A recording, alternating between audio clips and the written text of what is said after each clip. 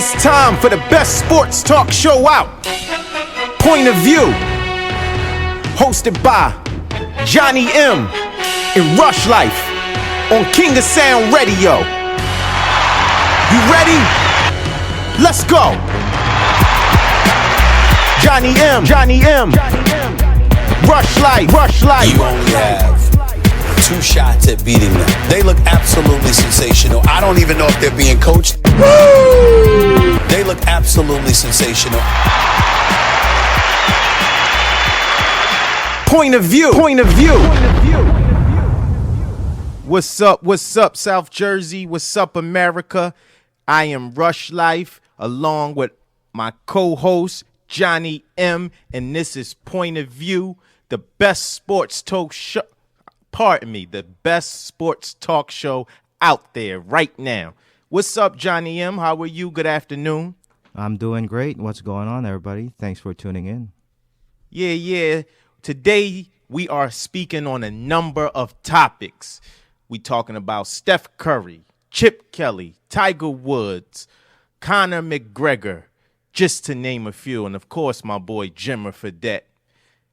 Anything you want to add, Johnny? No, it's going to be a fun show. We're going to be taking a lot of phone calls, and let's start it up. Okay, first, let's talk about the phenomenon that is Steph Curry today. Last night, he had a great game against the OKC Thunder. Had a real big game. They was down. He got hurt, came back in the game, delivered the win, hit a lot of three-pointers last night. We're going to take a clip that Isaiah Thomas and a few others had something to say about the NBA and the lack of defense in the NBA because of Steph Curry. Let's hear what Isaiah Thomas had to say.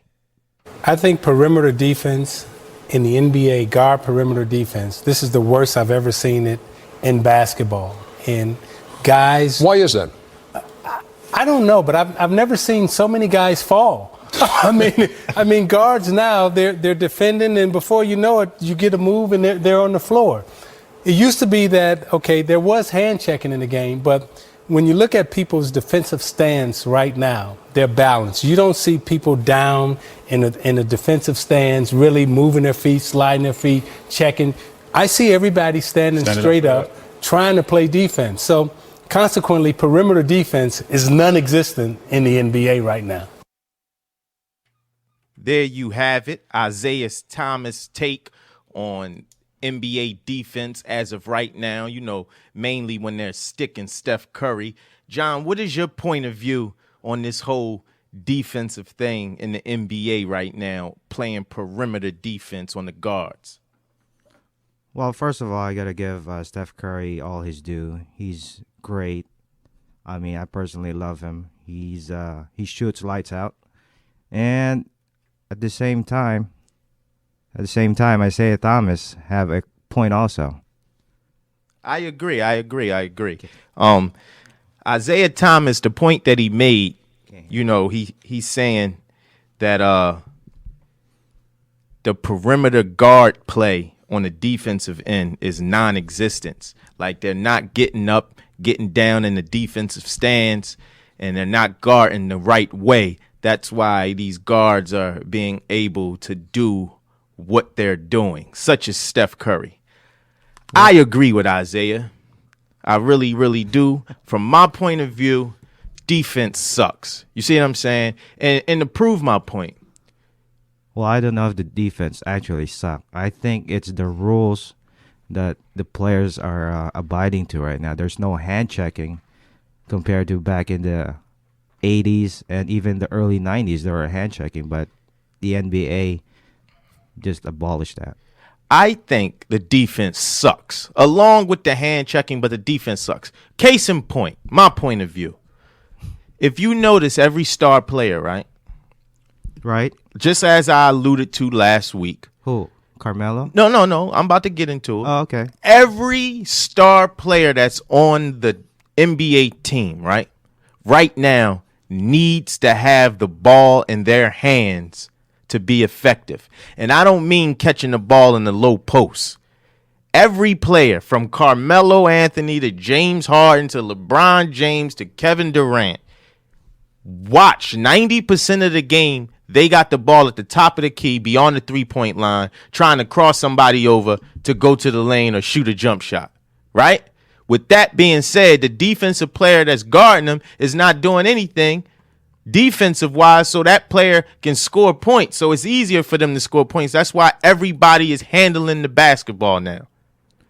Plus, the referees are calling a lot of tick-attack fouls now. Yes. If you're watching the games, if you touch the point guard, it's a foul. Am I correct? If you breathe on the point guard, it's a foul. All right. So if you notice, like all of last night, right? I didn't know who the point guard was for the Oklahoma City Thunder. They say it's Russell Westbrook, but from the looks of the game last night, it looked like Kevin Durant's the point guard. When I was coming up, somebody 6'10" or something like that was not handling the ball at the top of the key. Then they say, people will say, well, because he can handle it. He can handle it. Okay, he can handle it. But to have his own shot, he should not have the ball at the top of the key. He's 6'10", 6'11", with a wingspan of 7'4". He can move without the ball and be effective. The only person that should be at the top of the key with the ball is Russell Westbrook. Carmelo Anthony does this. He can't drive past you in a Ferrari. James Harden does this. That's why if you're a point guard on their teams, you're going to be no good. You're going to be non-effective. Well, in Kevin Durant's defense, right? If Russell Westbrook holds the ball, that ball is not going anywhere, but he's taking that shot. You've seen him play, right? Yeah. Okay, he never passes the ball. Or does he? He passes the ball. I think he's up there for the league lead in assists. I think he's averaging like 10 assists right now. Okay. I may be thinking about the old Russell Westbrook. Yeah. Okay. Yeah. All right, but let's get to the Steph Curry thing. They're saying Steph Curry is the greatest shooter in NBA history, and they're also saying he's having the single best NBA season by a player yet, which I don't agree with. What is your point of view on that, Johnny M? All right. I've pulled out some stats here, right? Okay. The three most dominant players, ever. All right. Okay. Well, actually, both. I have Jordan's and my man Wilt Chamberlain. Okay. Also, I compared it to Steph Curry's current season, right? Uh-huh. But everybody's saying that Steph Curry may have the best season of all time. Okay. Do you agree with that? I do not agree with that. What does mathematician says? Well, without knowing. No. Math says numbers don't lie. Yeah, numbers don't lie. Okay, right. And right in front of me, I have the numbers. Uh-oh, let's get to the numbers. All right. Where do you want to go first? Who do you want to go first? Let's start with Wilt Chamberlain. Okay. All right. Wilt Chamberlain, 1961-1962. Okay. Points per game. Can you take a guess? Is that the year he averaged 50 points a game? That's right. That's 50.4 for you. Whoa. Guess how many rebounds per game? How many? 25.8. All right, end the discussion. We don't even need to talk about Steph Curry anymore having the greatest NBA season. He just summed it up right there. But go ahead, Johnny M. All right, let's go with Steph Curry's current year. Okay. All right. He's scoring 30.7 points per game, which is... Wait. What? 37 or 30.7? Only 31 points, technically. That's right. 30.7 for you. Whoa. Which is impressive nowadays, but, I mean, it pales in comparison with Wilt's numbers. Right. All right. Rebounds per game, 5.3. That's impressive for 6'2" guy, I guess, right? Okay. All right. And assists per game, he got 6.6, which is pretty good for a point guard nowadays. Nah, that ain't good. No? It ain't good. Okay. So that's Steph Curry's number versus Wilt's. Okay. All right. I also have Jordan's number. Yes, the great. Jordan's best scoring season. Okay. All right. 1986, 1987. Okay. All right. This is when Jordan was dunking through the free throw line. All right. Jordan scored 37.1 points per game that year. Also rebounded 5.2. And he had 4.6 assists per game. So, if you compare Jordan and Steph Curry's current season, it's not even close, is it? Hell no, it ain't close. All right. It ain't close by no stretch of the imagination. Everybody's What? seem to have a newfound infatuation with Steph Curry. Everybody have this goddamn Steph Curry boner going on. What's going on? I mean, 7 points a game, not even close. Right.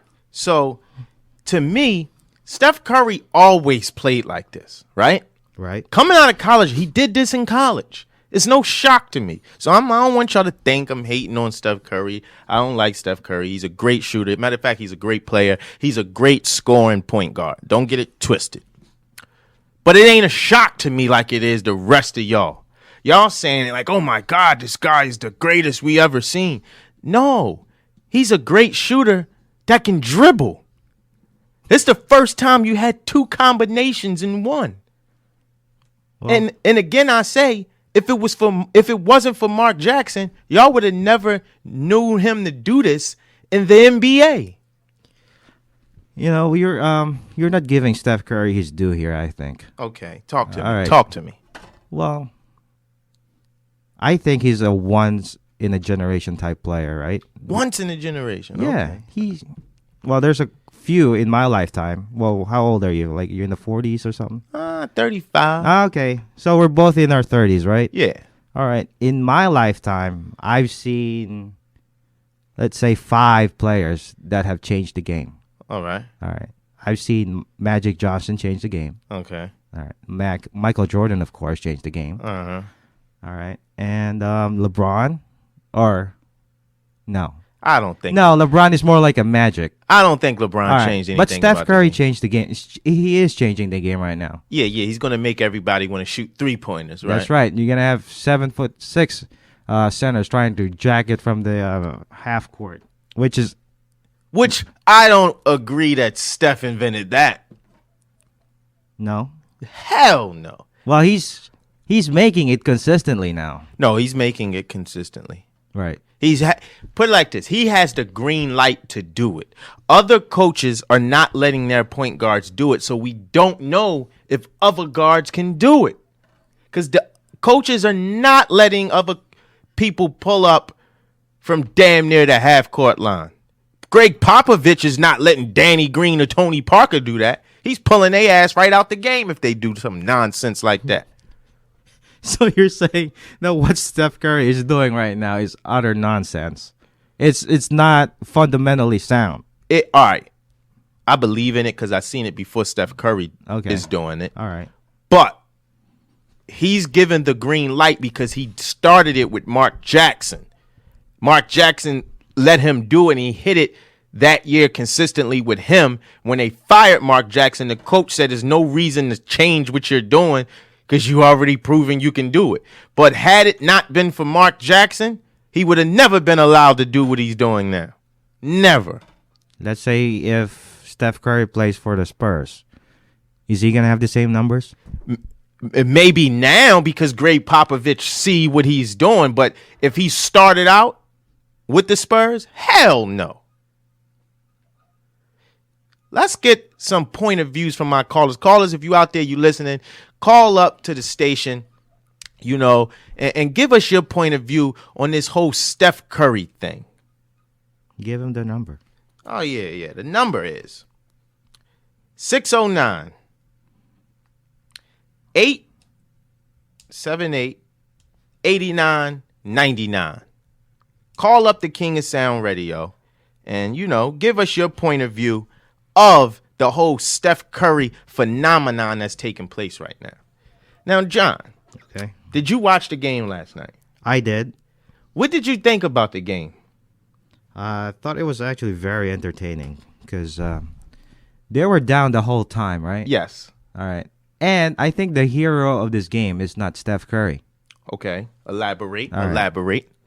It was actually. Uh-oh. Hold on. Okay, all right. We have our first. I'm gonna hold my thought there. We have a first caller. Caller, what is your name? Where are you calling from? This is King Nero calling from the suburbs of Atlantic City. Hey, what's up, King Nero, calling from the suburbs of Atlantic City. What is your take on the defense being played on the perimeter guards in the NBA? What is your point of view, I should say? I think it's too loose. First of all, if you watched the game last night against OKC, Russell Westbrook is going underneath the screens when he should be going over. You got to fight over that, knowing he's a shooter. Right. You know, most of those, you know, some of them was good D. You know, when a good shooter, you know what I mean, the saying is hand down, man down. You gotta get up in them, man. You gotta really get up in the shot and make him, you know, take hard shots. And if he makes them, he makes them. You live with that. But a lot of these people going under the screens, and that just ain't gonna work. Even if you remember the last play, he brought the ball up and everybody's like sagging off. Yeah, exactly. You know, exactly. Well, thank you, King Nero. We're going to bring it back to you. We got another caller. Let's take this next caller and see what his take is. Caller, what's your name? Where are you calling from? Caller, what's your name and where are you calling from? Hello. Going once. All right, this caller ain't got Twice. it together. Bye. Now, back to King Nero. Now, King Nero. yes, sir. What do you think about Steph Curry having the greatest NBA season ever? What is your point of view on that? Is that true? I mean, he's having a great shooting season.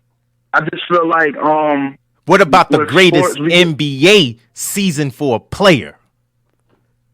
we gotta let it play out. You know what I'm saying? I think there's more work to be done. Okay. He's definitely one of the greatest shooters. Okay, all right, let me ask you this. If the season ended today, right? From your point of view, is he having the greatest NBA season ever that you've seen, that you witnessed? Because I know you might not have been around for every NBA season, but for the ones that you have witnessed, is he having the greatest one to date? Nah, I couldn't say that. Who would you I can't say? do that. Who would you say, or if it's more than one, give us that. But who would you say, to your eyes, from your point of view, had the greatest NBA season ever? I'll start with something that's more recent for a lot of people that don't know NBA history, and people may think I'm biased on this, but 2007 Cavaliers. I think what LeBron did with David Wesley, Eric Snow, you know, Asian Ilgauskas, some of the things he pulled off, they were swept in the finals by San Antonio. That's when they is old, that the year when Detroit was the #1 seed and no one picked the Cavs to beat Detroit, and LeBron came in and dominated? Absolutely, and for the listeners, be aware of the roster. You had David Wesley, Eric Snow, Larry Hughes. Turkaloo. Right. He didn't really do too much. And then he had to beat the Celtics and he had to beat Detroit to make it there. So The Celtics had Rondo and Garnett and them boys, right? Paul Pierce. yeah, Pierce and all of them. So he played against much tougher defensive squads because Detroit was all defense. Oh yeah, all defense. And real quick to your Steph Curry point, a lot of people that get caught in a moment. Let's just take last year for instance. Okay. He hasn't played a starting point guard in the playoffs to get to the chip the whole ride. Exactly. You gotta remember Mike Conley was out with a broken facial bones in his face. Right. Kyrie was out. Right. Kyrie, it was I forget who the He other didn't people- get to face. the He didn't get to face Tony Parker. He didn't get Parker. He didn't get the Clippers. And then even when they played the Rockets, Patrick Beverly was hurt, and he plays defense. Right. Right. So Absolutely you got to right. be mindful of that. Hey, Johnny M, I think Nero just made a very, very valid point. Some of them points I've forgotten, overlooked, but he's absolutely right on the playoffs. He didn't play against no point guards, star point guards. Who, Steph Curry? Yes. Yeah, that's a good point. It's a good point. As he was saying earlier, LeBron had a great, was that 2007, 2008 season? Nero? Yeah, I'm here. Yeah, that was the 2007, 2008 Yeah, that was season. '07. Yeah, '07, '08 when they got swept by the Spurs in the finals. Yeah. Well, Mhm. and I'm thinking if Kyrie would have been there, I'm guessing it would have been a totally different series because he would have been scoring on Steph as well as what Steph was doing. Yeah, but Right, and you remember Game 1, Kyrie had a big game, and we went to overtime. Well, the Cavs went to overtime with Kyrie blocking Steph's shot. Right. Then And he got hurt. Yeah, he was hurt that game. He wasn't even 100%. Right, Johnny M? Right. that's right. However, He went out, maybe. all right, let's make a point here. Kyrie Irving doesn't even play defense too, so that's kind of void. That's kind of invalid. But no, because sometimes your offense Right. can be your best defense on a player who scores. Absolutely. Because I'm looking at the game last night, right? Russell Westbrook wasn't on Steph Curry all of the time. Who was guarding him? I seen other players like I saw Durant on him a couple times. I saw name Cephalosha. Is his name Cephalosha? I don't know that other shooting guard. What's his name? Robertson. Him. I saw him on Curry. Robertson. I seen that guy. I didn't see Russell. You know, back in the day when we coming up, you know, watching Jordan and all the, you know, even Kobe, the best player honored the best player if he wasn't a big man. That was a challenge. Yes. How come we didn't see Russell on Curry the whole time? Was Curry guarding Russell that night? No, Clay was. Okay. Yeah, see, I expect that from Steph. Steph not trying to work hard on defense and be the scorer. He's definitely not Right. trying to do that. Clay is their best defender, so it makes more sense strategically. But like you said earlier, if Steph has to chase around a person like a Tony Parker that's running behind 13 screens before he gets the ball, that a lot of that, you know, that energy that he has left for those four quarters would be worn out. If you remember, Dellavedova kind of shut him down Game 1 and Game 2. Steph didn't go crazy in the finals until Game 3. You right. And Dellavedova was out because he had to get a IV or something like that. You right. You're absolutely right. Thank you again for calling in, King Nero. We'll bring it back to you on Point of View. Call in again. We're going to get on some more topics. Okay, man. Appreciate it. All right. So, John, that was very informative. I didn't even realize that. Yeah, that was very good. King Nero, you can tell that he's an NBA fan. Yeah, he's a valid NBA fan. So, you know, this whole phenomenon, this whole Steph Curry thing is very interesting point. I'm very interested to see the playoffs this go around if he's going to go up against an A-list caliber point guard. I don't know. It remains to be seen. I mean, I know he made, what's his name, Chris Paul fall. Right. But yeah. is Chris Paul known for defense?